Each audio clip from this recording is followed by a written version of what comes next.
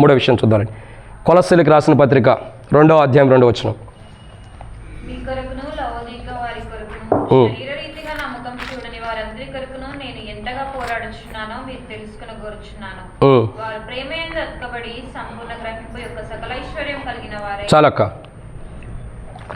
కాబట్టి ఇక్కడ రాయబడినటువంటి మరొక మాట ఏంటంటే, వారి జీవితాల్లో 7 అంతల ఆశీర్వాదాన్ని పొందిన వారిలో ఏమి లేదంటే ప్రేమయందు అతకబడిన వారుగా ఉండారు. ఎలా ఉండారు? ప్రేమ. ఇంకొద్దిగా వెనక్కి వెళ్తే ఫిలదెల్ఫియాలో ఉన్న సంఘస్థులు దేని ద్వారా అతకబడి ఉండారు? ఫిలదెల్ఫియాలో ఉన్న సంఘస్థులు దేని ద్వారా అతకబడి ఉండారు? 5 వర్తమానాలు చెప్పాం. ప్రభు వల్ల కానీ ఆరాధన కానీ సహోదరుల ప్రేమలో అతకబడి ఉండం. ఎలా ఉండారు? సహోదర ప్రేమలో. చూడండి, అందరూ వచ్చి వెళ్ళిపోవద్దండి, వినండి, దాన్ని మనసులో పెట్టుకోండి. సంఘంలో ఒక వ్యక్తే చెబితే ఎట్లాగూ అందరూ చెప్పాలి, లేకపోతే మాకు కూడా ఇంకా ఏం చెప్దామని అనిపించేది. కానీ ఇక్కడ అర్థం చేసుకోవాల్సిన విషయం ఏంటంటే, ఫిలదెల్ఫియాలో ఉన్న విశ్వాసులు దేని ద్వారా అతికించబడ్డారు? సహోదర ప్రేమ. ఆ సహోదర ప్రేమ మొదట ఆయన పంచాడు కదా. మొదట ఏం చేశాడు? ఫిలదెల్ఫియాలో ఉన్న సంఘానికి తన ప్రేమను కనపరిచాడు లేదా? ప్రేమను కనపరిచాడు. కానీ ఆ ప్రేమలో అతకబడలేకపోతూ వచ్చారంటే అర్థమవుతుందండి. లవోదికలో ఉన్న సంఘస్థులు ఏమై ఉండారు? ప్రేమలో అతకబడలేకపోతూ వచ్చారు. వారి జీవిత చరిత్ర మనం చూస్తే, లవోదికలో ఉండే విశ్వాసుల యొక్క చరిత్ర చూస్తే ప్రేమలో అతకలేకపోతూ వచ్చారంట. మరి దేనిలో అతుకుతూ వచ్చారు? ప్రేమయందు అతకబడతారని పౌలు పోరాడుతున్నాడు. ప్రేమయందు అతకబడతారని పౌలు పోరాడుతున్నాడు అంటే ప్రేమయందు అతకబడలేదనే అర్థం. మరి దేంట్లో అతకబడి ఉండారు? క్రీస్తు ప్రేమలో వాళ్ళు అతకబడలేరు. లోకానుసారమైన ప్రేమలో అతకబడి ఉండారు. దేంట్లో? లోకానుసారమైన ప్రేమలో. క్రీస్తు ప్రేమలో వాళ్ళు అతకబడలా. అందుకే పౌలు పోరాడుతున్నాడు, అయ్యా మీరు లోకానుసారమైన ప్రేమలో ఎక్కువ అతకబడి ఉంటున్నారు, లోకానుసారమైన ప్రేమలో మీరు అతకబడి ఉండొద్దు, లోకానుసారమైన ప్రేమతో మీరు నష్టపోతారు కానీ మంచి లేదు, మీరు క్రీస్తు ప్రేమతో అతకబడి ఉండండి.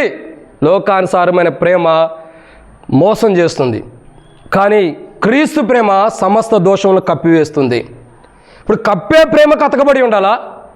మోసం చేసే ప్రేమకు అతకబడి ఉండాలా? సరే చెప్పండి, ఈ లోకంలో ఏ ప్రేమకు అతకబడి ఉంటారు ప్రజలు? ఏ ప్రేమకి? మోసం చేసే ప్రేమకి అతకబడి ఉంటారు. మోసపోయేది, మోసం చేసే ప్రేమకి అతకబడి ఉంటారు. ఈ లోకంలో సాతానుడు ఎలా ఉన్నాడు? అనేకులు మోసం చేస్తున్నాడు. చేసినప్పుడు వాడు పంచే కొద్ది ప్రేమలోనే ప్రజలు ఎలా ఉన్నారు? వాడి ప్రేమను అతకబడి ఉన్నారు. నిజమైన క్రీస్తు ప్రేమలో అతకబడలేని స్థితిలో ఉన్నారు విశ్వాసులు. ప్రియులారా, అర్థం చేసుకోవాల్సిన విషయం ఏంటంటే, మనము క్రీస్తు ప్రేమకు అతకబడి ఉండాలి. పౌలు అంటాడు, లవోదికలో ఉన్న సంఘస్థుల గురించి మాట్లాడుతున్నాడు, క్రీస్తు ప్రేమలో అతకబడి. క్రీస్తు ప్రేమలో అతకబడి ఉండాలని నేను పోరాడుతున్నా. సహజమైన విధానంలో నేను పోరాడుచల్లా. నేను పోరాడేది ఈ లోక సంబంధులతో కాదు, ఎందుకంటే యుగ సంబంధులతో పోరాడుతున్నా. ఎందుకు పోరాడుతున్నా అంటున్నాడు పౌలు? ఎందుకంటే క్రీస్తు ప్రేమలో మీరు అతకబడండి. మీకు ఏ క్రీస్తు ప్రేమ అయితే మొదట కనపరచబడిందో, ఏ సిలువ ప్రేమ అయితే మీకు కనపరచబడిందో, పాపపు స్థితిలో ఉన్నప్పుడు, రక్తపు మడుగుల్లో ఉన్నప్పుడు, భయంకరమైన స్థితిలో ఉన్నప్పుడు, పాపంలో జీవించి మరణానికి సమీపంగా ఉన్నప్పుడు ప్రభు తన ప్రేమను ఎట్టి ప్రేమనైతే మీకు పంచుతూ వచ్చారో ఆ ప్రేమలో మీరు అతకబడండి. క్రీస్తు ప్రేమ. క్రీస్తు ప్రేమలో ఎలా ఉండాలా? అతకబడాలి. అతకబడటం అంటే దానితో పాటు కలిసిపోయి అంటుకుని ఉండాలని అర్థం. ఎలా ఉండాలా? అంటుకుని. ఈరోజు బల్ల దగ్గరికి వచ్చే మనం, అది మీరైనా నేనైనా ఎవరైనా సరే, క్రీస్తు ప్రేమలో అంటబడి ఉండామా? క్రీస్తు ప్రేమలో అంటబడి ఉండామా? ఆ క్రీస్తు ప్రేమలో అంటబడి ఉంటే సిలువలో ఆయన అంటున్నాడు, అమ్మా అని సంబోధిస్తున్నాడు. అమ్మ అంటున్నాడు, యెరూషలేము కుమార్తెలారా అంటున్నాడు. అది క్రీస్తు ప్రేమ. ఆ ప్రేమలో మనం అతకబడాలి. ఇంకెలాంటి ప్రేమ అంటే అది ఐక్యత కలిగినటువంటి ప్రేమ. ఎలాంటిది? ఐక్యత. ఆ ప్రేమలో మనం అంటబడి ఉండాలి. ఐక్యత లేని విధానంలో, ప్రేమ లేని విధానంలో మనం జీవించి బలలో పాల్గొన్న, అది ఎవరైనా సరే, విశ్వాసులైనా, సేవకుడైనా, సంఘ పెద్దలైనా, బాధ్యత కలిగిన ఎవరైనా సరే, క్రీస్తు ప్రేమలో అంటబడకోకుండా బలలో పాల్గొంటే అది మనకు తీర్పు కొరకే కానీ మేలు కొరకు కాదు. లవోదిక సంఘముని గురించి పూర్తిగా తెలుసుకుంటే చాలా భయంకరమైన మాటలు దేవుడు మాట్లాడతాడు. క్రీస్తు ప్రేమలో అతకబడిన వ్యక్తుల గురించి కూడా ఏ మాటలు దేవుడు మాట్లాడతాడు. బలలో పాల్గొనాలంటే లవోదిక సంఘ చరిత్ర ఏంటంటే, క్రీస్తు ప్రేమలో అతకబడి లేదు, లోకంలో అతకబడి ఉంది. లోకానుసారమైన వాటి కొరకు అతకబడి ఉంది, లోకానుసారమైన వాటి కొరకు అతికించబడి ఉంది, లోకానుసారమైన వాటికి అతుక్కుపోయి ఉంది. అనేక రకమైన విషయాలు చెప్పొచ్చు. అతుక్కుపోయి ఒక్కొక్కసారి మనం అంటాం, ఎవరైనా ఇంటికాడ టీవీ చూస్తూ ఉంటే అంటావు నువ్వు దానికి అతుక్కుపోయినట్టు ఉండవు ఏంటని. ఫోన్ చూస్తూ ఉంటే ఏమంటాం, నువ్వు ఫోన్కి అతుక్కుపోయినట్టు ఉండవు అంటాం. ఇంకా గేజ్ చేస్తే దానికి అతుక్కుపోయామంటాం. ఎందుకు? దాంతో కలిసిపోయాడని అర్థం. కలిసిపోవాల్సింది వీటిల్లో కాదు, వీటిల్లో కాదు. విశ్వాసులు కలిసిపోయేవాళ్ళు ఉన్నారు, ఫోన్లో కలిసిపోయేవాళ్ళు ఉన్నారు, ఇంకా చూసినట్టయితే టీవీకి కలిసిపోయేవాళ్ళు ఉన్నారు, ఇంకా చూసినట్టయితే లోకానికి కలిసిపోయేవాళ్ళు ఉన్నారు. కానీ నిజమైన క్రీస్తు ప్రేమని పొందిన క్రైస్తవుడు సంఘంగా చేయబడినప్పుడు క్రీస్తు ప్రేమకే అతకబడి ఉండాలి. దేనికి? క్రీస్తు ప్రేమకే. దేనికి మనం అతకబడటానికి ఇల్లేదు, దేనికి కూడా అతకబడటానికి లేదు. ఒకనొక సమయంలో ఒక ప్రాంతంలో ఒక గృహానికి వెళ్తూ వచ్చాం విజిటింగ్కి. గృహానికి వెళ్తే ఇంతకుముందు కూడా చెప్పే ఉంటా, ఆ ఇంటి గృహానికి విజిటింగ్కి వెళ్తే భార్యాభర్తలు ఇద్దరు కూడా చక్కగా టీవీ చూస్తూ ఉంటారు. నేను వెళ్ళి మన దగ్గర కాదులేండి అన్నీ కూడా అనుకోవచ్చు మీరు, కొన్ని చూస్తూ వచ్చానండి ఇక్కడ కూడా, కాబట్టి వెళ్తూ వచ్చా.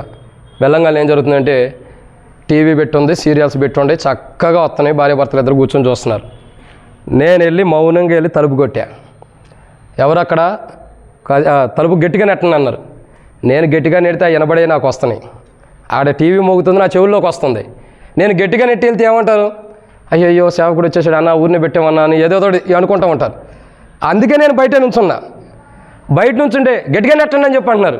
సరే వీళ్ళకి ఎట్టాగా ఉండాలని గట్టిగా తలుపు నెట్టా. ఏముంది, భార్యాభర్తలు ఇద్దరు టీవీ రిమోట్ పట్టుకుని ఇటు చూస్తా కూర్చున్నారు. నేను అలా అయ్యో సేవకుడు వచ్చాడు టీవీ గట్టి అంటున్నారు.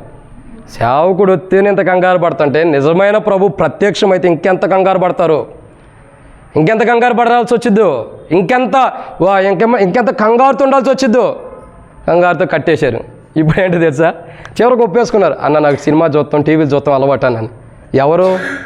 రక్షణ మార్మన్స్ బాప్తిసం పొంది బలలో పాల్గొనే విశ్వాసం అంటుంది నాకు టీవీ చూడటం అలవాటే, నా సీరియల్ చూస్తాం, సినిమా చూడటం అలవాటే.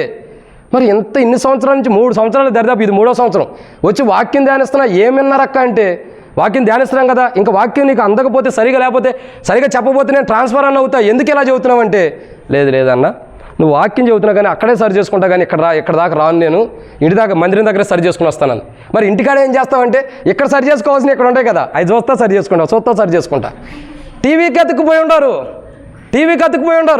ఎల్లంగానే మొహం చూసి సేవకుడు వచ్చాడు చిచ్చు కట్టి ఎడగట్టేస్తా. జీవితంలో చిచ్చు కట్టేసుకోవాలి, జీవితంలో ఉన్నదాన్ని కట్టేసుకోవాలి, అతకబడిన దాన్ని కట్టేసుకోవాలి. ప్రజలు అతకబడిన దానికంటే కూడా క్రీస్తు ప్రేమకు అతకబడుకోకుండా ఇట్లాంటి పనికిమాలిన వాటికి అతకబడి క్రీస్తు ప్రేమకు దూరం అయిపోతున్నారు. ఎవరు వీళ్ళు? నేను ఇక్కడ చెప్పవసరంలో అందరిలో టీవీలు ఉన్నాయి. కొంతమంది వాక్యం చూసేవాళ్ళు ఉంటారు, కొంతమంది చూడాల్సినవి చూసేవాళ్ళు ఉంటారు. నేను చెప్పవసరం ఎవరెవరి ఇంట్లో టీవీ ఉందో నేను ఎందుకు చెప్పాలా, మళ్ళీ అదొక తీర్పు సేవకుడు మా గురించి చెప్పాడు అంటారు. మేము చెప్పాలండి. టీవీ ఉంటుంది ఎందుకొరకు? సత్యవాక్యాన్ని వినటానికి, దేవుని మాటలు వినటానికి, పాటలు వినటానికి, దానికి మనం వాడుకోవాలి. లేదా నీకు అత్యవసరమైతే ఒక న్యూస్ చూస్తానికి వాడుకో, అంతేగాని పరికమాల చెత్త కొరకు ఎందుకు? చాలామంది ఇంతకుముందు మొన్న కూడా చెప్పొచ్చాం, మొన్న కూడా 31st వెళ్ళినప్పుడు పూర్వదినాల్లో పిల్లోస్ అంత ఉండే టీవీలు, పిల్లోస్ అంత ఉండే. ఎంత? పిల్లోస్ అంటే తెలుసా? తలకాడ పెట్టుకుని తలదిండు. ఇప్పుడు ఎంత ఉంటున్నాయి? బెడ్షీట్ అంత ఉంటున్నాయి. కింద బెడ్కేస్తాను చూసారు, బెడ్షీటు అంత ఉంటున్నాయి. ఒకప్పుడు ఎంత ఉండే? ఒకప్పుడు తల కింద పెట్టుకునే అంత తలగడిపోయి ఎంత పెట్టుకుని దిండు అంత ఉండే. అది కొంటేనే అరే పలానోడు ఇంట్లో టీవీ అందరూ అనుకునేవాడు, ఊరు మొత్తం ఇలా ఇంటికాడ కూర్చునేవాడు. ఇప్పుడేమవుతుంది, ఊరు మొత్తానికి సంబంధించినటువంటిది ఒకటే మన ఇంట్లో వచ్చేస్తుంది. ఎంతది అది? ఒకప్పుడేం తలగడి కింద పెట్టుకునేంత పిల్లోసే ఇప్పుడు బెడ్షీట్ అంత వచ్చేసింది.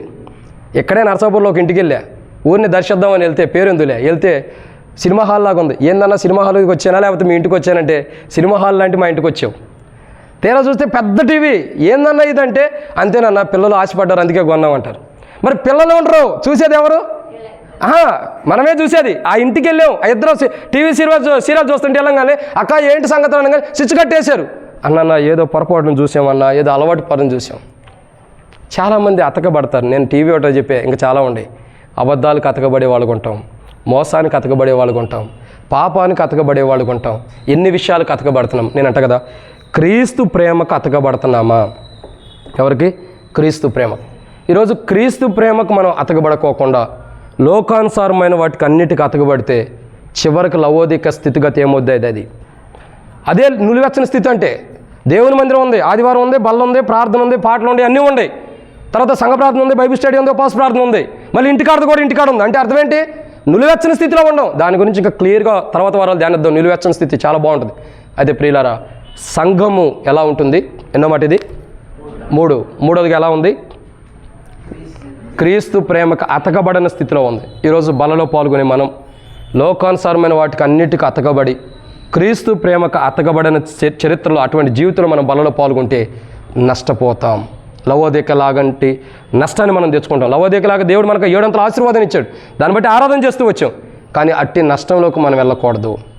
అట్టి నష్టంలోకి వెళ్ళకూడదు. దేవుడు ఇచ్చిన వాటిని కాపాడుకోవాలి, కలిగిన వాటిని ఏం చేయాలా? కాపాడుకోవాలి. అప్పుడే మనకు ఒక మంచి బహుమానం ఉంటుంది. ఇదన్నమాట 3. ఇక త్వరగా వెళ్ళిపోదాం, సమయం అవుతుంది కాబట్టి. కొలస్సీలకు రాసిన పత్రిక 2వ అధ్యాయం 2వ వచనం. కొలస్సీ 2:2. మీ కొరకును లవోదిక వాని కొరకును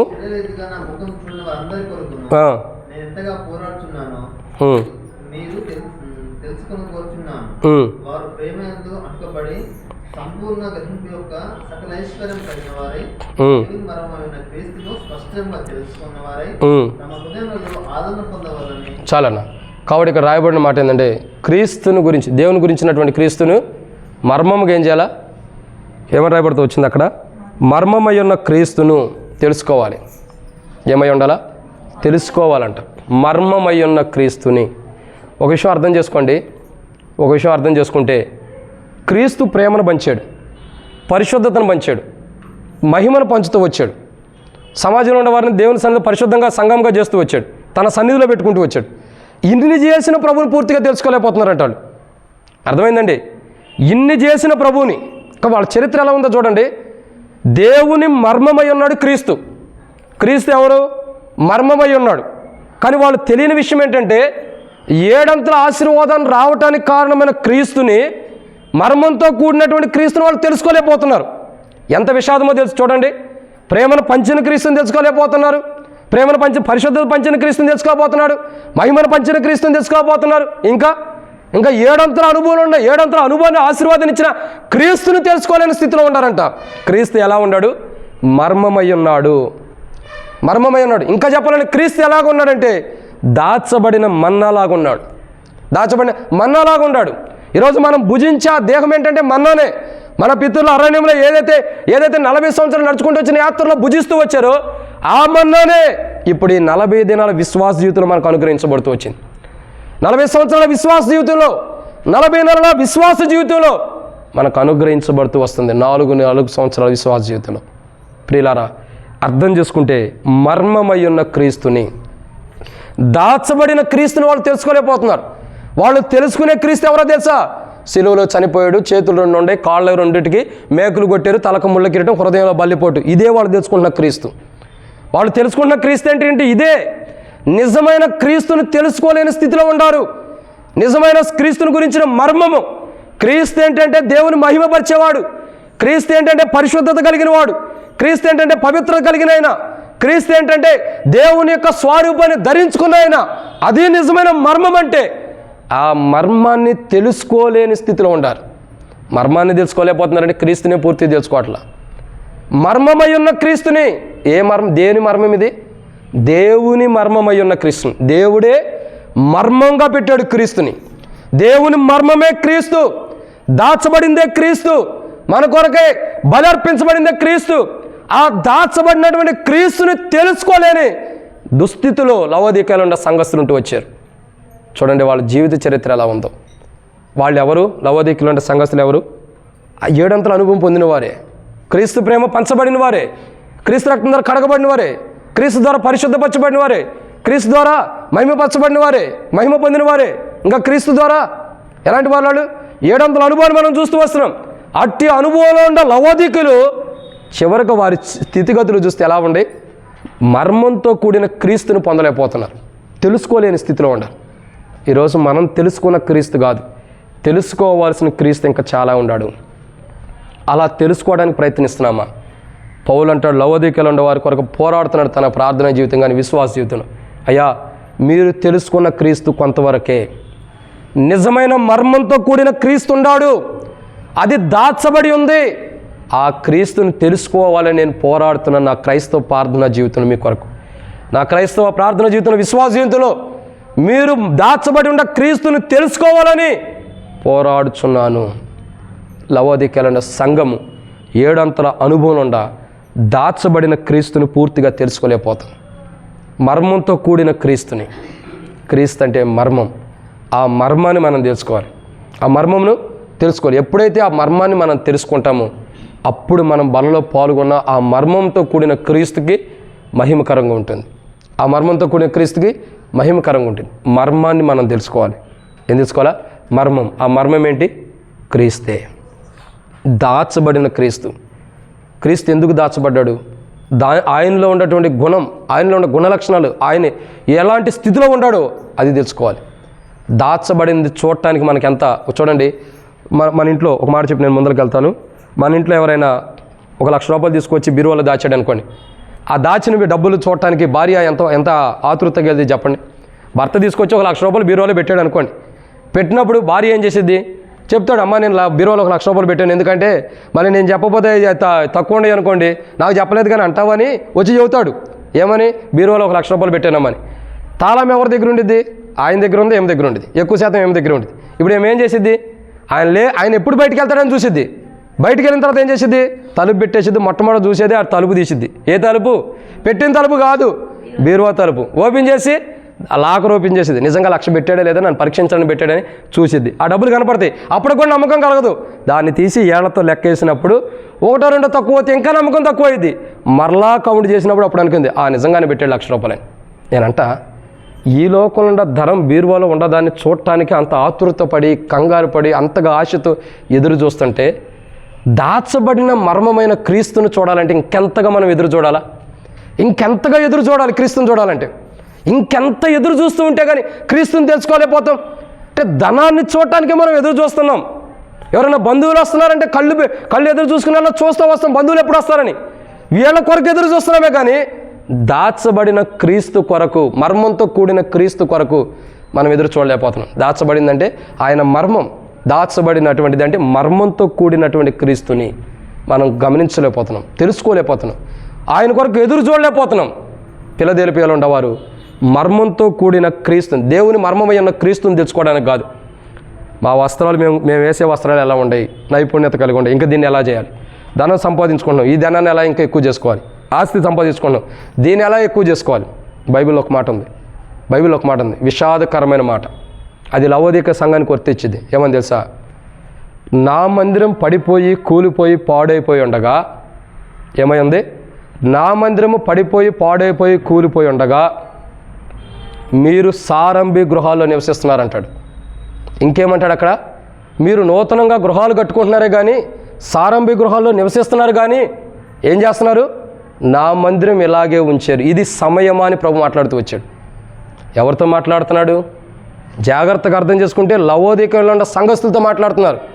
ధనం సంపాదించుకున్నారు, ఆస్తి సంపాదించుకున్నారు, మంచి ఇల్లు కట్టుకున్నారు, మంచి ఆస్తి ఉంది, మంచి ధనం ఉంది, మంచి వస్త్రాలు ఉన్నాయి, అన్నీ ఉన్నాయి, దేవాలయం పడిపోయి ఉంది. మాట్లాడుతున్నాడు. ఇది సమయమా? ఇదేనా మీకు సమయం అంటే? సారంభి గృహాల్లో నివసిస్తారా మీరు ఇలాగ జీవిస్తూ వస్తారా? ఇది సమయమా? నా మందిరం పాడుగా ఉంటే, నా మందిరం పాడు దెబ్బలుగా ఉంటే, సమస్త జనులకు ప్రార్థనా మందిరం అనబడుతున్న నా మందిరం పాడు దెబ్బలుగా ఉంటే సారంభి గృహాల్లో మీరు నివసించడమా? ఇదేనా తరుణమని దేవుడు స్పష్టంగా మాట్లాడుతున్నాడు బైబిల్లో. అది కూడా ప్రభు చిత్తం మీద ఒకసారి చూద్దాం. స్పష్టంగా మాట్లాడుతున్నాడు. ఎందుకు? ఫిలదెల్ఫియాలో ఉండవారు క్రీస్తు మర్మంతో వారి గృహాన్ని, వారి ఆత్మీయ జీవితాన్ని కట్టుకోలేకపోయారు. లోకానుసారమైన వాటిలోనే ఉంటారు. ధనాన్ని సమకూర్చుకోవడం, ఆస్తిని సమకూర్చుకోవడం, పేరు ప్రఖ్యాతి సమకూర్చుకునే కోణంలో ఉన్నారు కానీ మర్మంతో ఉన్న క్రీస్తుని సమకూర్చుకోలేకపోయారు. దాని గురించి మాట్లాడుతున్నాడు. ఇది సమయమా? ఇది సమయమేనా? మీరు ఇవేనా కూర్చుకోవాల్సింది? ఇది అంత్య దినాలు, 7వ సంఘకాలం చరిత్రలో ఉండారు, ముగింపు దినాల్లో మీరు ఉండారు, చివరి ప్రభు రాకడ దినాల్లో మీరు ఉండారు, ప్రభు త్వరగా రాబోతున్న దినాల్లో ఉండాడు, ఏ క్షణం వస్తాడో తెలియని దినాల్లో ఉండారు. ఇది సమయమా? ఇది సమయమా? నాకు అప్పుడప్పుడు అనిపించింది, గత కొన్ని రోజుల నుంచి బాగా అనిపిస్తుంది. ఏమనే తెలుసా? ఎంత నుంచుంటున్నాం, ఎంతగా వాక్యం ధ్యానించుకుంటాం, లేదా ఎంతగా వాక్యం వింటున్నాం. నాకు అనిపించింది, ఇంకో క్షణానికి అసలు నేను ఉంటానా? ఇంకో క్షణానికి నేను ఉంటానా? అప్పుడప్పుడు నాకు అనిపించింది, అరే ఈ క్షణమే కదా, ఏదైనా ప్రయాణం చేసినప్పుడు, కూర్చున్నప్పుడు, నుంచున్నప్పుడు, ఏదైనా బైబిల్ ధ్యానిస్తున్నప్పుడు, వాక్యం చదువుకుంటున్నప్పుడు అనిపించింది, ఇంకొక సమయం నేను ఉంటాను, ఇంకో క్షణం, ఇంకో గడియ నేను ఉంటానా, ఈ మీటింగ్కి వచ్చి ఇక్కడి నుంచి ఇంటికి వెళ్తానా అన్న ఒక డౌట్ ఉండిపోయింది. ఎందుకంటే సమయం నాది కాదు, సమయం నాది కాదు. మీరు అనుకోవచ్చు ఇంటికి వెళ్తారని నమ్మకం లేదు బ్రదర్ మీకు అనొచ్చు. నమ్మకం కాదు, ఆయన మనకు సమయం ఇచ్చాడా, ఇంకో క్షణం మంది కాదు. అది అర్థం చేసుకోవాల్సిన విషయం. సమయం ఉన్నప్పుడే, తరుణం ఉన్నప్పుడే దేవుని మర్మమైన క్రీస్తుని పూర్తిగా మనం తెలుసుకోవడానికి ప్రయాసపడాలి. గుర్తుపెట్టుకోండి ఈ మాట, ఇంకో క్షణం మంద కాదు. చెప్తుంటే అర్థం కాదేమో కానీ ఒక్కసారి ఆలోచించు. ఈ క్షణం వరకు కొందరు లేరు, ఇంతకుముందు క్షణం ఉండేవారు, కానీ ఈ క్షణం మనం ఉండవు. ఇంకో క్షణం మంది కాదేమో. సమయం ఉన్నప్పుడే దేవుని మర్మమైన క్రీస్తుని మనం తెలుసుకోవాలి. ఆ దేవుని మర్మమైన క్రీస్తుని తెలుసుకోక సమయాన్ని వ్యర్థపరుచుకుంటున్నారు. వారితో ప్రభు అంటున్నాడు, ఇది సమయమా? దేవుని సమయాన్ని, ఇచ్చిన సమయాన్ని, మర్మంతో కూడిన క్రీస్తుని తెలుసుకోవడానికి ఇచ్చిన ఆయుష్ని, సమయాన్ని వ్యర్థంగా చేసుకుని ధనాన్ని, ఆస్తిని సంపాదించుకోవడానికి ఉపయోగించుకుంటున్నారు. కానీ ఫిలదెల్ఫియాలో ఉండేవారు క్రీస్తు మర్మమైన క్రీస్తుని సంపాదించుకోవడం కాదు. ఇదన్నమాట 4. ఇక ముగిద్దాం రండి. దేవుని యొక్క వాక్యాన్ని చూసినట్టయితే కొలస్సీలకు రాసినటువంటి పత్రిక 2వ అధ్యాయం. అపోస్తలుడైన పౌలు కొలస్సీలకు రాసిన పత్రిక 2వ అధ్యాయం 2వ వచనం. మీ కొరకును లవోదిక వారి కొరకును శరీర రీతిగా నమ్మకం చూడని వారందరి కొరకును ఎంతగా పోరాడుచున్నానో మీరు తెలుసుకొనగోరుచున్నాను. వారు ప్రేమయందు అతుకబడి సంపూర్ణ గ్రహింపు యొక్క సకలైశ్వర్యం కలిగిన వారై దేవుని పరమమైన క్రీస్తును స్పష్టంగా తెలుసుకున్న వారై తమ హృదయంలో ఆదరణ పొందవలసి. చాలక్క ఏమనుంది? హృదయంలో ఆదరణ. కాబట్టి ఇక్కడ రాయబడినటువంటి 5వ మాట ఏంటంటే, వారి జీవితాలు ఏం లేదు, ఆదరణ లేని స్థితిలో ఉండారు. చూడండి, ఎక్కడో సమాజంలో ఉండ వారిని దేవుడు తీసుకొచ్చాడు కదా. ఎక్కడో సమాజంలో ఉండే వ్యక్తిని తీసుకొచ్చి ప్రభు ఏం చేశాడు? సంఘముగా చేశాడు. మరి ఎక్కడో ఉండ నిన్ను నన్ను ప్రభు తీసుకొచ్చి సంఘంగా చేసినప్పుడు ఇక్కడ ఆదరణ ఇవ్వడా ప్రభు? ఆదరణ ఇవ్వడా? ఇస్తాడు. ఎలాంటి ఆదరణ ఇస్తాడు? యెషయా గ్రంథం 66:13 చదివితే, ఒకని తల్లి వాడిని ఆదరించినట్లు నేను మిమ్మల్ని ఆదరిస్తానన్నాడు. తల్లి లాంటి ఆదరణ. ఇంకా యెషయా గ్రంథం 49వ అధ్యాయం 15-16 వచ్చిన రాయబడుతూ వచ్చింది, చూడుము ఒక తల్లి తన చంటి పిల్లను మరుచునా, తన గర్భంలో పెట్టిన వారైనా మరుచుద్ది, కానీ నేను మరవను, నా అరచేతుల మీద చెక్కి ఉన్నాను అన్నాడు. ఒక గొప్ప ఆదరణ, తల్లి లాంటి ఆదరణ, తల్లి కంటే ఎక్కువైన ఆదరణ క్రీస్తులో ఉంది. కానీ వాళ్ళు ఎలాంటి వారంటే మనుషుల ఆదరణ కోరుకుంటున్నారు. అదే పౌలు అంటే, నేను పోరాడుతున్నా, మీరు మనుషుల ఆదరణ పొందొద్దు. ఒక మనుషుల ద్వారా ఆదరణ పొందితే కొంతవరకే ఉంటుంది. మీరు క్రీస్తు ద్వారా ఆదరణ పొందండి. మీరు పొందే ఆదరణ, మీరు పొందుతున్న ఆదరణ, మీరు బాధల్లో, కష్టాల్లో, దుఃఖాల్లో, ఇబ్బందులు ఉన్నప్పుడు మనుషుల ద్వారా మీరు ఆదరణ పొందొద్దు. ఎవరి ద్వారా పొందాలా? క్రీస్తుని ద్వారా ఆదరణ పొందండి. అట్టి ఆదరణ మీ హృదయాల్లో లేదు. మీ హృదయాల్లో మనుషుని గురించిన ఆదరణ ఉంది.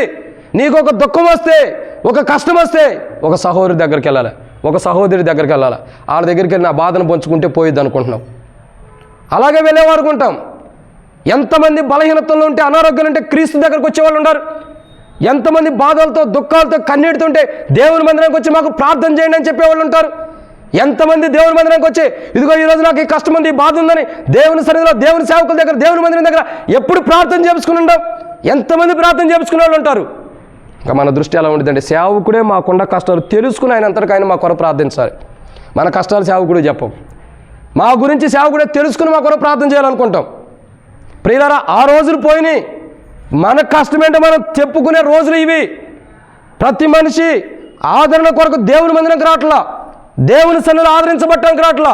ఎక్కడికి వస్తున్నాడు? మనుషుల దగ్గరికి. ఇట్టి ఆదరణ ఉంది కాబట్టి మాట్లాడుతున్నాడు పౌలు లవోదికీయలో ఉండే వారితో. మనుషుల ఆదరణ మీరు పొందొద్దు. ఒక మనుషుని బట్టి మీరు ఆదరణ పొందొద్దు. ఈరోజు ఆదరించిన వాడే రేపొద్దున నేను బాధపరచవచ్చు, ఈరోజు బాధపరిచిన వాడు నేను రేపొద్దున ఆదరించవచ్చు. మనుషుల ఆదరణ మీకు వద్దు. ఎవరు ఆదరణ కావాలంటుంది? క్రీస్తు ఆదరణ. అది లేదు ఫిలదెల్ఫియాలో లవోదికీయలో ఉండే సంఘంలో. అది లవోదికీయలో ఉండే సంఘస్థుల్లో లేదు. మనుషుడు మరొక మనుషుడు ఆదరించుకుంటున్నాడు. మనుషుడు మరొక మనుషుడితో ఆదరణ కలిగి ఉన్నాడు. కలిగి ఉండొద్దని నేను అన్ను. కానీ మనుషుడి దగ్గరికి ఆదరణ పొందేదానికంటే మొదట దేవుని దగ్గర పొందాలి. దేవుని దగ్గర ఆదరణ పొందాలంటే దేవుని సన్నిధికి రావాలి. ఒక కష్టం వచ్చిందా, ఒక బాధ వచ్చిందా, ఒక దుఃఖం వచ్చిందా, ఒక ఏడుపు వచ్చిందా, ఒక శ్రమ వచ్చిందా, ఒక ఇబ్బంది వచ్చిందా, ఒక మానసికమైన పరిస్థితులు వచ్చినాయా, కుటుంబంలో సమస్యలు ఉన్నాయా, మొట్టమొదటి రావాల్సింది ఎక్కడికి? క్రీస్తు దగ్గరికి. నర్సాపూర్లో నాకు ఒక కుటుంబం తెలిసింది. ఆ కుటుంబము బహుశా ఇప్పుడు ఇక్కడ లేరు. ఆ కుటుంబము లేరని నేను చెప్పట్లా, ఉండగాని చెప్తా, ధైర్యంగా అని చెప్తా. నేను భయపడేవాడిని కాదు, దాచుకునేవాడిని కాదు. ఒక కుటుంబం ఉంది, భార్యాభర్తలు ఇద్దరు బాగా తిట్టుకున్నారు, కొట్లాడుకున్నారు, విడిపోవడానికి ఇష్టపడ్డారు. నాకు ఫోన్ చేసింది ఒక అక్క. ఫోన్ చేసి, అన్న ఇట్లా నా భర్త ఇట్లా కొట్టాడనో తిట్టాడనో చెప్పి నేను పుట్టింటికి వెళ్ళిపోతానన్నాను. మరి ఎందుకు ఫోన్ చేసావు అక్క అన్న? అదేనన్నా నీకు ఒక మాట చెప్పి వెళ్దామని. నువ్వు పుట్టింటికి వెళ్ళేది నాకెందుకు చెప్పటం? ఎందుకు ఫోన్ చేసావంటే అదేనన్నా ఒక మాట నీతో చెప్పి వెళ్దామని. నేను హైదరాబాద్ హెబ్రోన్లో ఉండా. సరే హెబ్రోన్లో ఉండనక్క, నువ్వు అక్కడే ఉండన్నా. సిస్టర్కి ఫోన్ చేసి చెప్పా, ఆమె కొరకు భోజనం అది సిద్ధపరచు, పాపం భోజనం చేసిందా లేదంటే ఆమె నాకంటే ఘనమైన రాలు చికెన్ రెడీ చేసి పెట్టింది. ఎవరికి? భర్త ద్వారా దెబ్బలు తిని వచ్చిన ఆమెకి చికెన్ రెడీ చేసి పెట్టింది. మంచిది. భోజనం పెట్టంటే ఆమె నువ్వు వచ్చేదాకా సహోదరి తిన్నంటున్నాను. సరే నేను వచ్చేదాకా 1:30 అయింది. వచ్చా, రావడంతో అడిగా, అమ్మ భోజనం చేసావా లేదంటాను. సరే మొదట భోజనం చేయన్న. భోజనం చేసింది, సమృద్ధిగా తింది, కడుపు నిండా. మంచిది. సంతోషంగా ఉండవా? ఓకే అన్న. నువ్వు ఎంత కావాలో అంత తిను, బాధతో తినొద్దు, సంతోషంగా తినాను. సంతోషంగా తిన్నాను. తిన్న తర్వాత అంది, అన్న నా భర్త ఎట్లా చేస్తున్నాడు. తినకముందు చెప్పొద్దు, తిన్న తర్వాత చెప్పన్న. తిన్న తర్వాత అయితే బలం వచ్చేదిగా ఎక్కువ చెప్పొచ్చు, తిన్న తర్వాత చెప్పన్న. చెప్పింది ఏమని, అన్న నా భర్త ఎట్ట కొట్టాడు తిట్టాడు. భర్తకు ఫోన్ చేశా, అయ్యా రా ఇంటికాడ మాట్లాడదాం. భర్త యొక్క తల్లికి ఫోన్ చేశా, వాళ్ళ కుటుంబీకులు చెప్పా, రండి. వచ్చారు, మాట్లాడాం. సంతోషంగా తిరిగి వెళ్ళిపోయారు ఇంటికి. ఎలా తిరిగి వెళ్ళారు? సంతోషంగా. ఎప్పటికాళ్ళు సంతోషంగా ఉంటారు, ఎప్పటికాళ్ళు బహుమానం కలిగి ఉంటారు. అర్థం చేసుకోండి, ఎందుకంత సంతోషం? ఒక సంతోషాన్ని వాళ్ళు అనుభవించి వెళ్తున్నారు. ఆ సంతోషాన్ని అనుభవించి వెళ్తున్నారు. మాటికి వెళ్ళిపోవాలనుకున్న వాళ్ళు ఎందుకు ఆగారు? ఆ సహోదరి చేసిన మంచి పని ఏంటో తెలుసా? కొట్లాట్ల గొడవల గురించి కాదు. ఆమెకి ఎన్ని గొడవలు ఉండా, సమస్యలు ఉండా, క్రీస్తు యొక్క దగ్గరకు రావడానికి ఇష్టపడింది. అంటే దేవుని దాసుల దగ్గరకు వచ్చి దేవుని సన్నిధిలో మొరపెట్టుకోవడానికి ఇష్టపడింది. ప్రార్థన చేయండి. చేసాం. అమ్మ భర్తని ఎప్పుడు విడిచిపెట్టకూడదు భార్య. ఒకే ఒక్క సన్నివేశంలో భర్త చనిపోయినప్పుడు భార్య విడిచిపెట్టాలి. లేదా భర్తకి తనకి ఏదన్నా కష్టతరంగా ఉన్నప్పుడు, లేదా కుటుంబం దగ్గర నుంచి ఇంటికి వెళ్ళమన్నప్పుడు, ఏదైనా ఇంటి దగ్గర ఫంక్షన్ ఉన్నప్పుడే వెళ్తానికి ఇద్దరు కలిసి వెళ్ళాలి. లేకపోతే కుదరకపోతే తప్పక భర్తను ఎప్పుడు విడిచిపెట్టకూడదు అని అంటే ఆమె చాలా బాధపడి వినటానికి ఇష్టం లేని స్థితిలో ఉండి ఆమె. మరి ఎందుకో మధ్య దేవుని సన్నిధికి వచ్చింది, సేవకుడి దగ్గరికి వెళ్దాం చెప్దామని మాట్లాడాం, చెప్పాం. ఈరోజు తన కుటుంబం ఎంతో సంతోషంగా ఉంది. ప్రియులారా, దేవుని సన్నిధికి రావాలి. ఆ రోజు మేము రూమ్ ఉంది, మందిరం లేదు కాబట్టి అక్కడికి వచ్చారు. అది మందిరంలో ఉంటే, సేవకులు మందిరం ఉంటే మందిరం దగ్గరకు వచ్చేవాళ్ళు. అర్థం కావాల్సింది ఏంటంటే, లవోదికీయలో ఉన్న సంఘస్థులకి మనుషులు ఆదరణ పొందుతున్నారు కానీ దేవుని ఆదరణ పొందట్లా. ఒక మనిషి దగ్గరికి వెళ్దాం, ఒక సహోదరి దగ్గరికి వెళ్దాం, వాళ్ళు నా బాధను బట్టి ఆదరిస్తారు, నా కష్టాన్ని బట్టి ఆదరిస్తారు అనుకుంటున్నారే కానీ తల్లి కంటే ఎక్కువ ఆదరణ ఇచ్చే ప్రభుని మర్చిపోతున్నారు. లవోదికీయలో ఉన్న విశ్వాసులు అలాగే ఉంటారు. తల్లి కంటే ఎక్కువ ప్రేమ, ఎక్కువగా ఆదరించే తండ్రిని మర్చిపోయి లోకస్తుల వైపు చూస్తున్నారు ఆదరణ కొరకు. ఈరోజు మనం ఆ స్థితిలో ఉన్నామా? ఒక కష్టం వస్తుంది, ఒక బాధ వస్తుంది, ఒక దుఃఖం వస్తుంది, దేవుని మందిరానికి, దేవుని దాసుల దగ్గరకు వస్తున్నామా? మనుషుల దగ్గరికి వెళ్తున్నామా మన ఆదరణ కొరకు? ప్రియులారా, మనుషుల దగ్గరికి ఎంత వెళ్ళినా అది మనుషుడు ఆదరించినట్టే ఉండేది. దేవుని సన్నిధికి వస్తే దేవుడు ఆదరించినట్టు ఉండేది. మనుషుల ఆదరణ కొంతవరకే, దేవుని ఆదరణ పరిపూర్ణమైనది, శాశ్వతమైనది. కాబట్టి లవోదికీయలో ఉండేవారు దేవుని ఆదరణ పొందట్ల, మనుషుల ఆదరణ హృదయంలో పెట్టుకుని ఉంటారు. కానీ పౌలు అంటాడు, మీరు మనుషుల ఆదరణ హృదయంలో ఉంది. మనుషుడు కాదు మనిషిని ఆదరించాల్సింది, దేవుడు ఆదరించాలి మొదట, తర్వాత తోటి సహోదరులు ఆదరించవచ్చు, అది తప్పు కాదు నేను అన్నాను. కానీ మొట్టమొదటి దేవుని ఆదరణ అవసరం. హృదయంలో దేవుని ద్వారా ఆదరించబడే స్థితిలో లేని స్థితిలో లవోదికీయ సంఘస్థులు ఉండే. ఈరోజు మనం కూడా అలా ఉంటే పరీక్షించుకుందాం. ఇదన్నమాట 5. రండి చివరి మాట చూద్దాం. 6. కొలస్సీలకు రాసిన పత్రిక 2వ అధ్యాయం 4వ వచనం. అపోస్తలుడైన పౌలు కొలస్సీలకు రాసిన పత్రిక 2వ అధ్యాయం 4వ వచనం. ఎవడైనను చక్కని మాటల చేత మిమ్మును మోసపరచుకున్నట్లు. పౌలు ఏమంటాడు చూడండి, ఏమంటున్నాడు? ఎవడైనను మిమ్ముని చక్కని మాటల చేత మోసపరచకుండానట్లు ఈ సంగతులు మీకు చెబుతున్నాను అంటున్నాడు. ఎవరికి చెబుతున్నాడు? లవోదికీయలో ఉండేవారు ఎలా ఉంటారు? 6వ స్థితి, చక్కని మాటల చేత మోసపోతున్నారంట. అర్థమవుతుందండి? ఎలా మోసపోతున్నారు? చక్కని మాటలు అంటున్నాడు కదా. మనుషుల ద్వారా ఆదరణ మీ హృదయంలో ఉంది. ఇప్పుడు ఎవరి యొక్క మాటలు ఉండేవి అక్కడ? మనుషుని మాటలే, దేవుని మాటలు ఉండయా? మనుషుని మాటలే. ఇప్పుడు ఇక్కడ లవోదికీయలో ఉండే విశ్వాసులు ఎలా ఉండారు? మనుషులు చెప్పే మాటలు విని దాన్ని బట్టి ఏమవుతున్నారు? ఏ మాటలు చెబుతున్నారు మనుషులు? ఏ మాటలు? చక్కని మాటలు అంట. చక్కని మాటలు అంటే అర్థం ఏంటి? చాలా మంచి మాటలు. ఇంకా చెప్పమంటారా? మనకి ఇంపుగా ఉండే మాటలు. ఇంకా చెప్పమంటారా? మనకిష్టమైనట్టు మాట్లాడటం. ఇంకా చెప్పమంటారా? మనల్ని ఘనపరిచేటట్టు. ఇంకా చెప్పమంటారా? మనల్ని హెచ్చించేటట్టు. ఇంకా చెప్పమంటారా? మనల్ని ఆకాశానికి ఎత్తినట్టు. ఎక్కడికి? ఆకాశానికి ఎత్తినట్టు మంచి మాటలే నమ్ముతాం మనం. దేవుని మంచి మాటలు మనం నమ్మం. చెప్పేది మనుషుడి మాటలే నమ్ముతాం, దేవుని మాటలు నమ్మం. దేవుని మాటలు మనం నమ్మం. లవోదికలో ఉన్న విశ్వాసాలు అలాగే ఉన్నారు. మనుషుడు చెప్పే మంచి మాటలు నమ్ముతున్నారే కానీ దేవుడు చెప్పే సత్య సువార్తతో కూడిన నిత్యము సత్యమైన దేవుని వాక్యాన్ని నమ్మలేని స్థితిలో ఉంటారు. మనుషులు చెప్పే మాటలు, ఒక మనుషుడు చెప్పేటటువంటి మాటలు, అవే మనం చక్కని మాటలు అనుకుంటున్నాం. మనుషుడు చెప్పే చక్క మాటలు కాదు. ఏమన్నా అక్కడ 4:2-4 ఎవడైనా చక్కని మాటల చేత మిమ్మల్ని మోసపరుచుకున్నట్లు అంటే వాళ్ళు ఎలా ఉండారు? మోసపోయే మాటల చేత మోసపరచబడుతున్నారు. చక్కని మాటలు, చాలా మంచి మాటల చేత, చాలా విలువైన మాటల చేత, ఆకాశానికి ఎత్తే మాటల చేత మోసపోతున్నారు. లవోదికలో ఉండే సంఘస్థుల గురించి అనుకోవచ్చు. ఎవరన్నా వచ్చి, అన్నా నీకేంటా నన్ను మంచోడి, బాగా ధనం సంపాదించు, మంచి డబ్బులు ఉన్నాయి, ఆస్తి ఉంది, మంచి ఇల్లు ఉంది, మంచి కారు ఉంది, మంచి బైక్ ఉంది, నీకంటే గొప్పవాడు ఎవడు? మోసపోయాడు. మోసపోతున్నాడు. ఖచ్చితంగా మోసపోయినట్టు. ఎక్కడికి ఎత్తేసాడు? ఆకాశ మండలం మీదకి ఎత్తాడు. దిగటం ఈయన తెలియదు, ఎత్తిన ఆయన కదా. ఎత్తింది ఎవరు? మోసపూర్వకమైన మాటలు కలిగిన ఆయన ఎత్తాడు. ఈయన ఎక్కితే అది దిగటం ఎలాగో తెలుసు. మోసపూర్వకమైన మాటలు చెప్పిన మాటలు బట్టి ఆకాశానికి ఎక్కాడు. మరి దిగటం ఎలా? దిగటం ఎలా? దూకితే దోకాలి, లేకపోతే మోసపూర్వకమైన మాటలు చెప్పిన వాళ్ళు దించాలి. ఆయన దించడు. ఇప్పుడు మరి ఎవరు దించాలా? దేవుడు ఎందుకు దించుతాడు? ఎక్కింది నువ్వైతే. ఇప్పుడు ఎవరు దించాలి? ఈయనే దించాలి. ఈయన దించినప్పుడు ఏమైంది? కిందకి పడాల్సిందే. కింద పడితే ఏమైంది? కాళ్ళు, చేతులు, నడుము ఏదో ఒకటి ఎన్నుపోసో ఇరగటం ఖాయం. అంతేనా కదా? ఇరుగుతా? ఓ బిల్డింగ్ మీద దూకితే ఏమైంది? ఇరుగుద్ది. ఇంకా ఆయన ఎత్తిన ఆకాశానికి అయితే చచ్చేపోతాం. అంటే అర్థం ఏంటి? విశ్వాస జీవితంలో ఒక వ్యక్తి మనల్ని మోసపూర్వకంగా మన మాటలు చెబుతుంటే మన ఆత్మీయ జీవితానికి చంపుకోవడానికే మనం వింటున్నట్లు. అర్థమైందండి? ఆకాశానికి ఎత్తిన తర్వాత కింద పడితే ఏమైంది? చచ్చిపోతాం. అంటే అర్థమవుతుందా? లవోదికలో ఉన్న విశ్వాసులు ఎలా ఉంటారు తెలుసా? మనుషులు చెప్పే మోసపూర్వకమైన మాటలు విని ఆకాశానికి ఎక్కుతున్నారు. చివరికి ఏమైంది? వాళ్ళ ఆత్మీయ జీవితంలో చచ్చిన స్థితిలో ఉంటున్నారు. అందుకే అపోస్తలుడైన పౌలు ఎఫెసీయులకు రాసిన పత్రిక 2వ అధ్యాయంలో అంటాడు కదా, ఏమంటాడు పౌలు?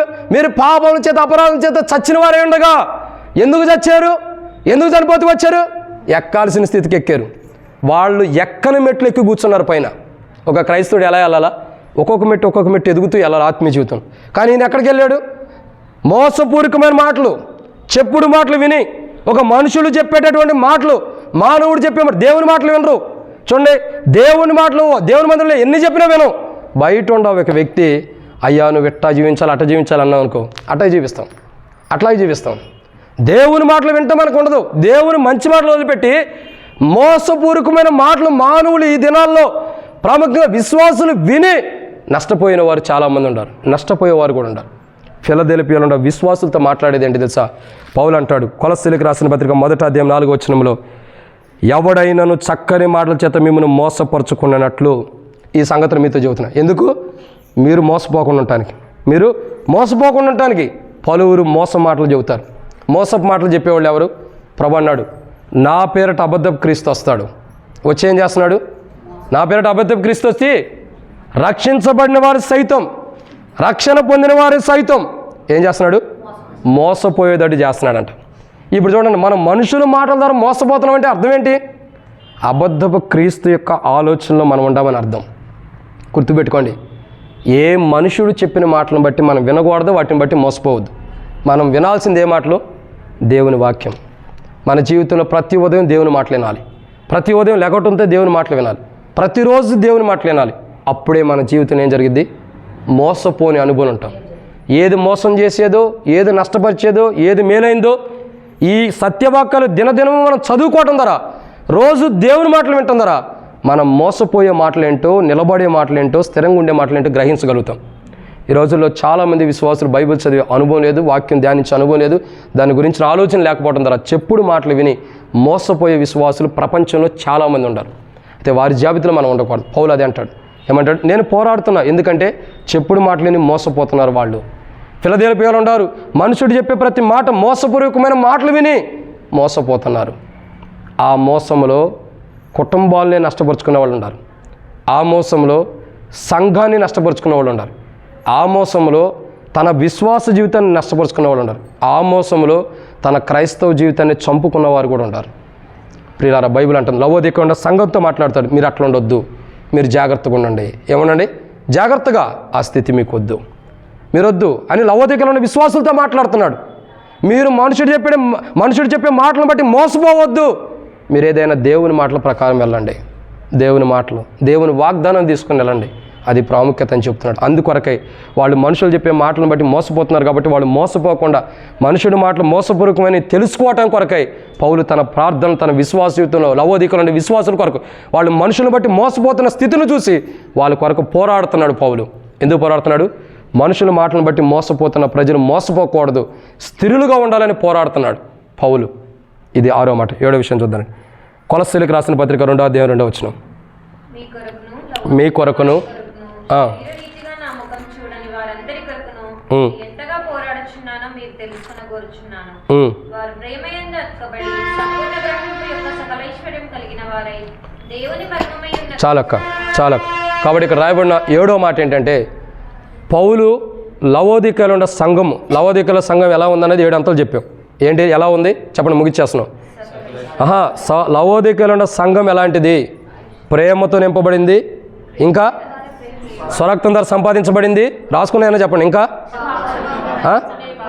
పాప క్షమాపణ ఉంది, ఇంకా పరిశుద్ధపరచబడింది, ఇంకా దేవుని సన్నిధిలో ఉంటుంది, ఇంకా విశ్వాసంలో స్థిరపడింది, ఇంకా దేవుని మహిమతో నింపబడింది. ఇటువంటి సంఘమునకు పౌలు పోరాడుతున్నాడు. ఇటువంటి సంఘముల గురించి ఎందుకు పోరాడుతున్నాడు? ఇప్పటికీ 5-6 అంతల అనుభవం చూసాం. 1, వాళ్ళు క్రీస్తుని సంపాదించుకోవాలి, సకల ఐశ్వర్యాన్ని సంపాదించుకున్నారు, క్రీస్తుని సంపాదించుకోవాలని పోరాడుతున్నాడు. 2, గ్రహింపు లేదు, అన్నిటి వైపు ఉంది కానీ వాళ్ళు గ్రహించలేని స్థితిలో ఉన్నారు, గ్రహింపు కొరకు పోరాడుతున్నాడు. 3, ప్రేమయందు క్రీస్తు ప్రేమలో అతకబట్టానికి పోరాడుతున్నాడు. 4, మర్మాలు తెలుసుకోవడం కొరకు, క్రీస్తు అయిన మర్మం, క్రీస్తే మర్మం, దేవుని మర్మం, ఆ దేవుని మర్మమైన క్రీస్తుని తెలుసుకోవడం కొరకు పోరాడుతున్నాడు. 5 ఆదరణ కొరకు. 6, క్రీస్తు ఆదరణ కొరకు. 6, చక్కని మాటలు అంటే మంచి మాటలు వాళ్ళు వినటం కొరకు పోరాడుతున్నాడు. 7వదిగా పౌలు పోరాడుతుంది దేని కొరకు అంటే, దేని కొరకు? సంపూర్ణమైన జీవితం కొరకు. లవోదికయలో ఉన్న విశ్వాసుల్లో సంపూర్ణమైన క్రీస్తు కలిగిన జీవితం లేదు, సంపూర్ణమైన క్రైస్తవ జీవితం లేదు. అందుకే వాళ్ళ గురించి ఏమంటాడు ప్రభు? వీళ్ళు సంపూర్ణంగా ఉంటే నిలువెచ్చని స్థితిలో ఉండాలని ఎందుకు మాట్లాడతాడు దేవుడు? అంటాడా? అనడు. ఎందుకంటున్నాడు నిలువెచ్చని స్థితి అంటే? వీళ్ళ సంపూర్ణత లేదు. ఎవరిలో సంపూర్ణత లేదంటే క్రీస్తులో సంపూర్ణత లేదు. వీళ్ళు ఎలా ఉండారు? క్రీస్తులో సంపూర్ణత లేనివారు. లోకంలో సంపూర్ణత ఉంది, లోకాన్ని బట్టి సంపూర్ణంగా ఉంటారు. ధనంలో సంపూర్ణంగా ఉంది, ఆస్తిలో సంపూర్ణంగా ఉంది, ఐశ్వర్యంలో సంపూర్ణంగా ఉంది, పేరులో సంపూర్ణంగా ఉంది, అన్నింటిలో సంపూర్ణం ఉంది. క్రీస్తులో సంపూర్ణతలో లేరు వాళ్ళు. అంటే పూర్తిగా 100% క్రీస్తులో విశ్వాస జీవితంలో లేరు, సంపూర్ణమైన విధానంలో వాళ్ళు లేరు. కాబట్టి క్రీస్తులో సంపూర్ణమైన విధానంలో వాళ్ళు లేకపోవడం ద్వారా పౌలు పోరాడుతున్నాడు. అయ్యా, మీరు క్రీస్తులో సంపూర్ణంగా లేరు, మీరు క్రీస్తులో సంపూర్ణంగా లేరు. లోకం విషయాలు అన్నింటిలో సంపూర్ణంగా ఉంటారు, లోక కోరికలు అన్నింటిలో సంపూర్ణంగా ఉంటారు, లోక విషయాలు అన్నింటిలో సంపూర్ణంగా ఉంటారు. మీరు క్రీస్తులో సంపూర్ణంగా లేరు. దయచేసి విన్నపించి మీతో మాట్లాడుతున్నా. మీ గురించి నేను ప్రార్థన ద్వారా ఆ దేవుని సన్నిధిలో గడిపే విధానం, దేవుని సన్నిధిలో ఉండే విధానం బట్టి పోరాడుచున్నాను. ఎలా పోరాడుచున్నాడు? సంపూర్ణత కొరకు ప్రార్థనలో పోరాడుచున్నాడు పౌలు. సంపూర్ణత కొరకు మీరు సంపూర్ణులుగా క్రీస్తులో ఉండాలి. అందుకే అపోస్తలుడైన పౌలు తెస్సలోనికీయులకు రాసిన పత్రిక మనం చూసినట్లయితే మొదటి తెస్సలోనికీయులకు రాసిన పత్రిక 5:23 రాయబడుతూ వచ్చింది. ఏమని? సమాధానకర్త యొక్క దేవుడే మిమ్మల్ని సంపూర్ణంగా పరిశుద్ధపరచును. ఎందుకు? సంపూర్ణంలో తీసుకురావడం కొరకు ఆయన పరిశుద్ధపరుస్తున్నాడు. ఇంకా మీ ఆత్మయు, అక్కడ రాయబడుతూ వచ్చింది, మీ ఆత్మయు జీవమును శరీరమును మన ప్రభువైన యేసుక్రీస్తు రాకడయందు నిందారహితంగా ఉండినట్లు ఏం చేయాలా? సంపూర్ణంగా కాపాడుకొనుడి. అర్థమవుతుందండి? అపోస్తలుడైన పౌలు తెస్సలోనికీయులకు రాసిన పత్రిక 5:23 వచ్చిన ఆ మాట రాయబడుతూ వచ్చింది. సంపూర్ణంగా కాపాడుకోవాలి. ఫిలదెల్ఫియాలో లవోదికయలో ఉండేవారు కాపాడుకోలేకపోయారు. ఏంటి? ఆత్మ, శరీరము, ఇంకా జీవం. ఇవి ప్రభు రాకడ వరకు కూడా కాపాడుకోలేని స్థితిలో వాళ్ళు ఉన్నారు. ప్రభు రాకడ వరకు కూడా సంపూర్ణతలోకి రాకుండా కాపాడుకోలేకపోయారు. వాళ్ళు సంపూర్ణతలో లేరు. అందుకే ప్రభు మాట్లాడుతున్నాడు. పౌలు కూడా తెస్సలోనికి రాసిన పత్రికలో రాస్తాడు, మన ప్రభువైన యేసుక్రీస్తు రాకడ యందు నిందారహితముగాను సంపూర్ణంగా మీరు ఉన్నట్టు కాపాడబడాలి. మీ శరీరము మీ ఆత్మ జీవమును జాగ్రత్తగా కాపాడుకోండి. ప్రభు రాకడ సమీపిస్తుంది. ఇది 7వ సంఘకాలపు చరిత్ర. ముగింపు దినాల్లో ఉండం. దానియేలు గ్రంథంలో ఉండం. 70వ వారంలో ఉండం. అంత్య దినాల్లో ఉండం. ముగింపు దినాల్లో ఉండం.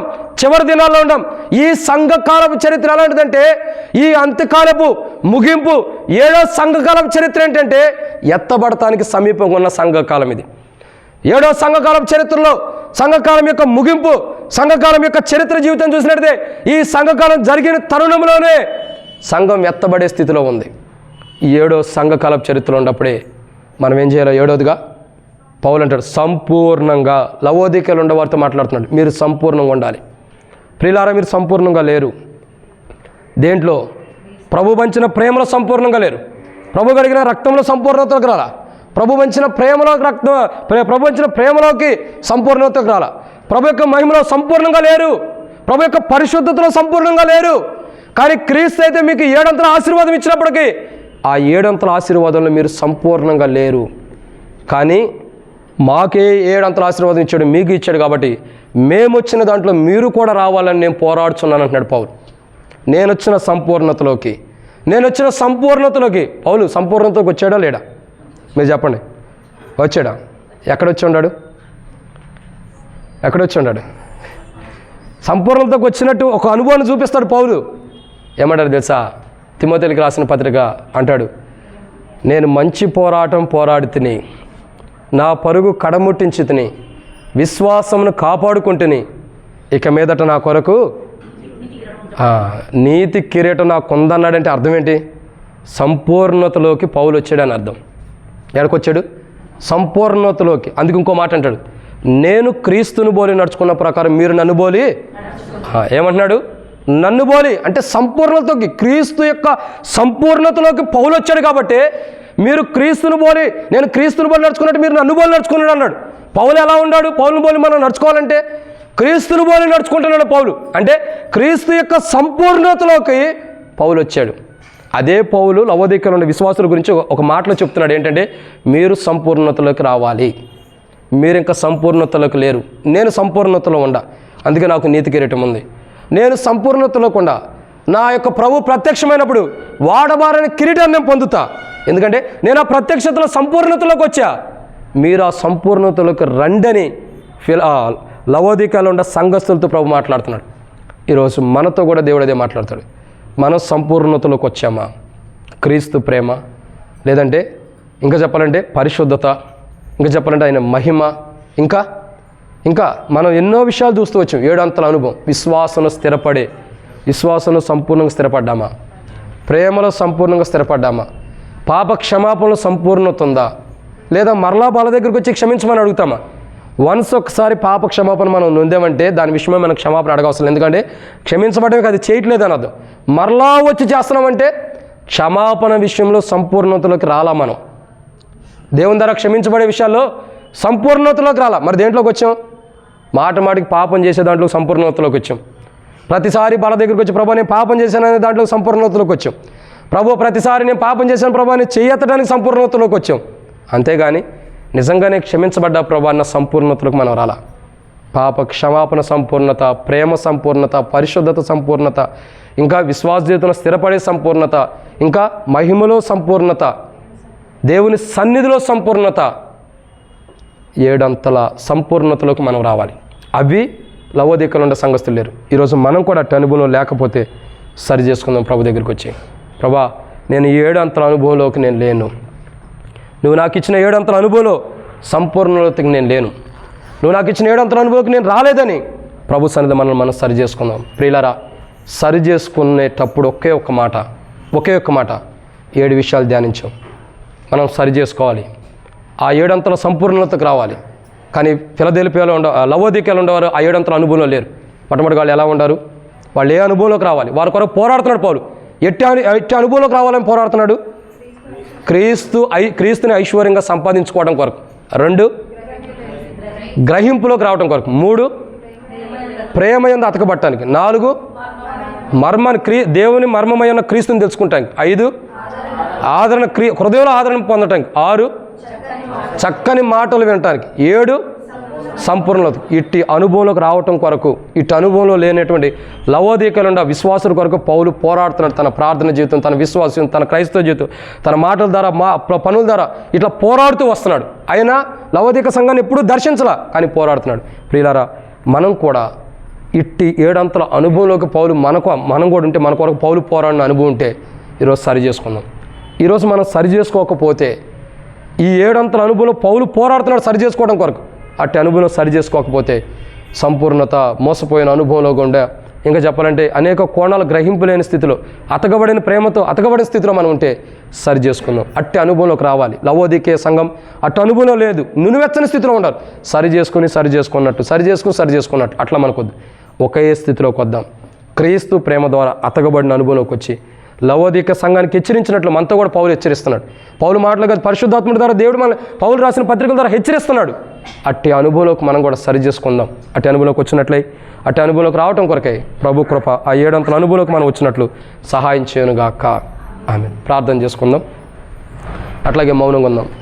ఎవరికి వారిని పరీక్షించుకుని మన జీవితాలు సరి చేసుకుని ఈ 7 అంతల అనుభవంలోకి, 7 అంతల అనుభవం కొరకే పౌలు పోరాడుతున్నాడు. అదే రీతిలో క్రీస్తు కూడా మన నిమిత్తమే పోరాడుతున్నాడు. యెషయా గ్రంథం 53:12 రాయబడుతూ వచ్చింది, ఆయన మన కొరకు విజ్ఞాపన చేస్తున్నాడు. ప్రతిదినం క్రీస్తు మన కొరకు పోరాడుతున్నాడు. ఎందుకంటే ఈ 7 అంతల అనుభవం ఆయన ఇచ్చాడు. ఆ పొందినదే కాకుండా పౌలు చెప్పిన 7 అంతల అనుభవం మనం ఉండాలని. ప్రియులారా, దేవుని ద్వారా పొందిన 7 అంతల అనుభవం కాకుండా పౌలు ద్వారా చెప్పబడిన 7 అంతల అనుభవంలోకి రావడం కొరకై, అట్టి అనుభవం మనల్ని ఉంచడం కొరకై క్రీస్తు విజ్ఞాపన చేస్తున్నాడు. అట్టి రీతిలో మనం కూడా విజ్ఞాపన చేసుకుందాం. ప్రభా, ఆ 7 అంతల అనుభవంలో నేను లేను, ఆ 7 అంతల అనుభవంలోకి నన్ను తీసుకురామని విజ్ఞాపన చేస్తే ఖచ్చితంగా ప్రభు మనల్ని ఆ 7 అంతల అనుభవంలో తీసుకొస్తాడు. 7 అంతల అనుభవంలోకి వచ్చిన జీవితంలో ఇంకా మనలో బలహీనతలు ఉంటే, 7 అంతల అనుభవం రాకుండా చూపిస్తుంటే సరి చేసుకుని 7 అంతల అనుభవం కలిగినటువంటి బలలో పాల్గొన్నట్లు ప్రభు మన సాయం చేయను గాక. ఆమేన్. అట్లా